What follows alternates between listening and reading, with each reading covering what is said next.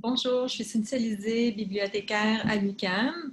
Dans cette vidéo, je vais vous proposer une méthode de travail pour établir votre stratégie de recherche documentaire.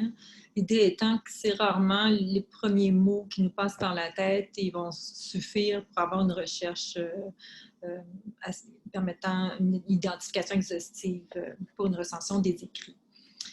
Donc, on va faire une démonstration par l'exemple. Je vais partager mon visuel.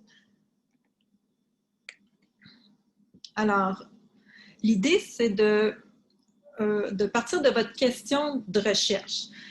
Votre question de recherche pourrait contenir plusieurs besoins documentaires, dans le sens où vous allez avoir besoin d'articles pour établir la pertinence scientifique ou sociale de votre problématique, des articles peut-être pour votre cadre théorique, des articles pour des questions méthodologiques. Donc, ce ne sera pas nécessairement les mêmes mots-clés qui vont être présents.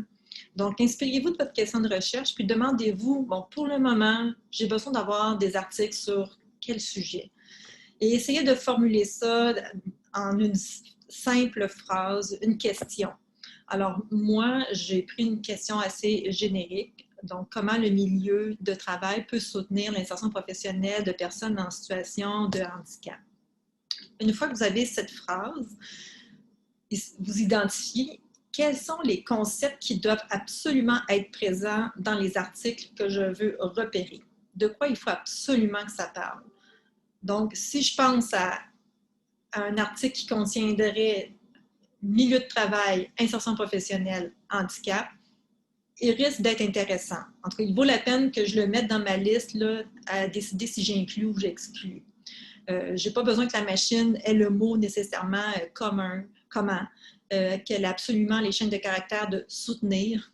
Ça, c'est moi, je veux répondre à cette question-là. C'est l'analyse des documents que je vais faire qui va faire en sorte que je vais répondre à la question. Donc, c'est pas grave que mon article n'ait pas le mot soutenir.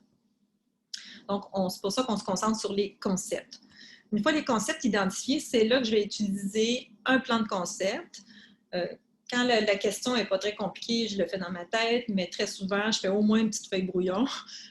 Pour votre mémoire de maîtrise ou thèse de doctorat, en tout cas, un document substantiel, ça vaut peut-être la peine de tenir un journal de recherche documentaire où vous allez vraiment noter toutes les requêtes que vous faites et vous aurez donc un plan de concept que vous allez faire, que vous allez mettre à jour assez régulièrement au début. Parce que ça prend un petit peu de temps avant qu'il soit vraiment stabilisé. La démarche de recherche est vraiment itérative. C'est des allers-retours. Puis à un moment donné, on voit qu'on a atteint une certaine saturation. On est confiant d'avoir vraiment les termes de recherche les plus pertinents. Donc, comment est fait le plan de concept? C'est un tableau. L'intitulé de colonne désigne le concept.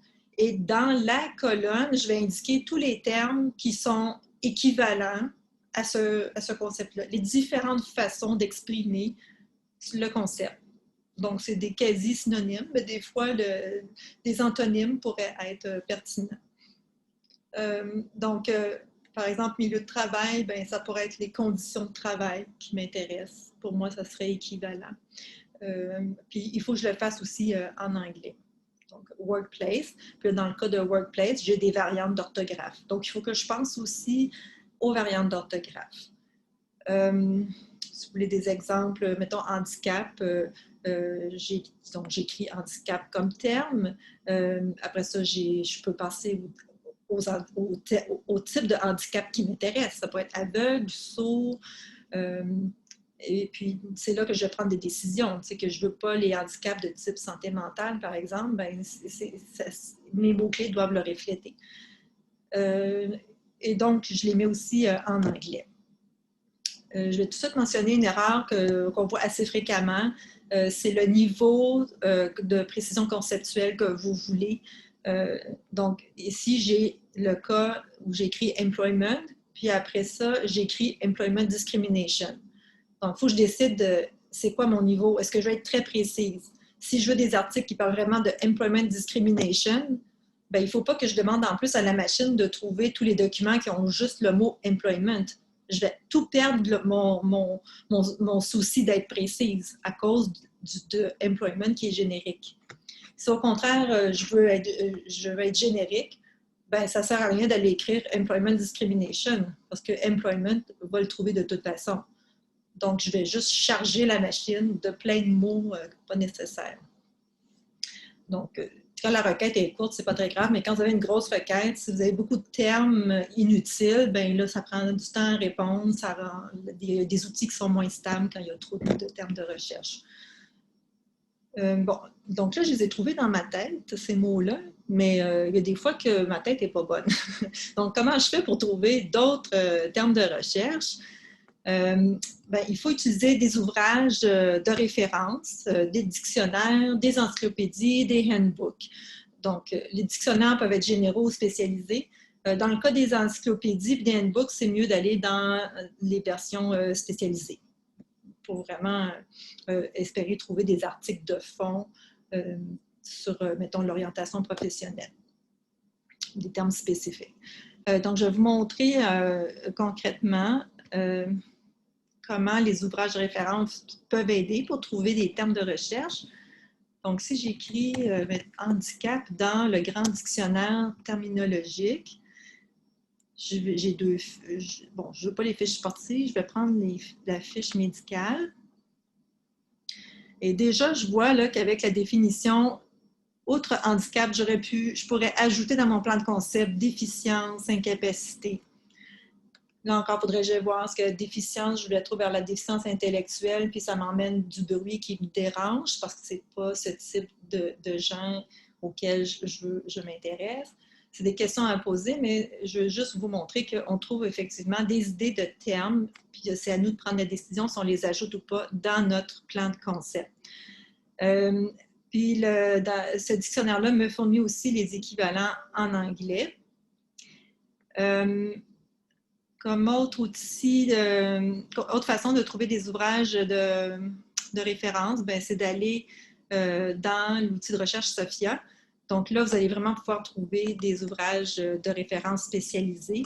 Il suffit d'écrire le terme handbook ou encyclopédie ou bien dictionnaire et d'y adjoindre un thème intéressant pour vous, là, mais il faut quand même qu'il soit générique. On n'aura pas une encyclopédie sur les jeunes de 18 à 24 ans avec un passé de toxicomanie puis qui sont en réorientation de carrière. Il faut vraiment que ce soit plus générique que ça. Donc, dans ce cas-ci, j'ai un handbook sur l'orientation professionnelle. Et si j'accède au document qui est en ligne, puis là, je peux voir que le chapitre 2 va faire un historique des conceptions de la notion de carrière. Donc, c'est sûr que je vais avoir différents courants théoriques. Ça va m'aider à identifier certains résultats que je vais trouver plus tard. Là, lui, il est dans tel courant théorique, puis celui-là, il ne m'intéresse pas. Ce n'est pas ce concept-là de carrière qui m'intéresse, par exemple.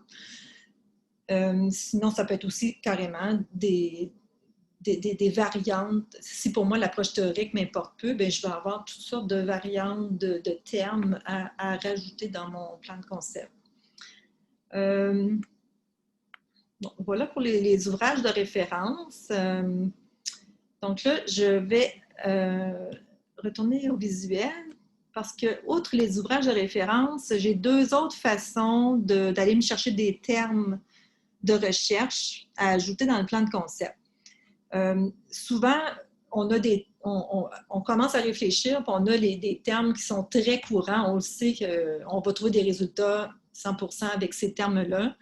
Il faut éviter de se contenter de ces termes-là, mais plutôt que de perdre du temps à essayer d'imaginer dans ma tête c'est quoi les autres termes que je pourrais trouver, on prend la requête de base, puis on s'en va explorer une base de données où là, on va aller voir comment elle a structuré l'information autour de ces mots-là. Quand je vais être dans la base de données, je vais aussi vous montrer comment, avec le thésaurus, on peut aller chercher d'autres idées de mots-clés. Donc, je retourne sur le web. Donc, je suis dans la base ERIC. Et puis là, j'ai mis ma requête de base. Première chose, avec une requête vraiment très, très exploratoire, vous regardez le nombre de résultats. Si j'ai des termes que je juge très communs, que je m'attends de trouver des résultats, puis que j'en trouve juste 30, bien là, je viens d'avoir une confirmation que, oups, mes mots sont peut-être pas aussi communs que je le pensais. Il va falloir que je fasse vraiment un travail d'enrichissement de mots-clés dans ma stratégie documentaire. Ici, à 500, je vois que c'est bien parti, mais j'ai certainement des termes qui me manquent parce que moi, je veux faire une recension d'écrit qui peut être quand même exhaustive. Je ne vais pas me faire reprocher que j'ai négligé des articles importants. Donc, on prend juste une vingtaine de minutes, en réalité, là, pour explorer les résultats, pour voir si on se trouve des inspirations. Donc, moi, rapidement, là, sur la première page, j'ai trouvé que j'avais l'expression « work environment » que je pourrais inclure dans mon plan de concept, qui est un équivalent à « workplace », à ce qui est le milieu de travail. J'obtiens aussi une validation qu'il faut effectivement que je mette une troncature, parce que dans les sujets, j'en ai qui ont des habilités au pluriel, il y en a qui l'ont singulier. Donc, avant, j'aime mieux explorer large, puis je verrai après si je veux être très précise avec certains termes au singulier ou au pluriel. Mais pour le moment, j'ai une confirmation que je suis mieux d'élargir.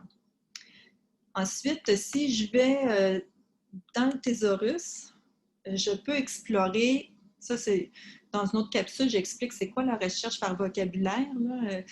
Donc, le thésaurus, c'est vraiment la liste des descripteurs sujets utilisés dans l'outil ERIC. Rapidement, c'est comme ça que je le définirais. Donc, je regarde si employment existe dans le thésaurus.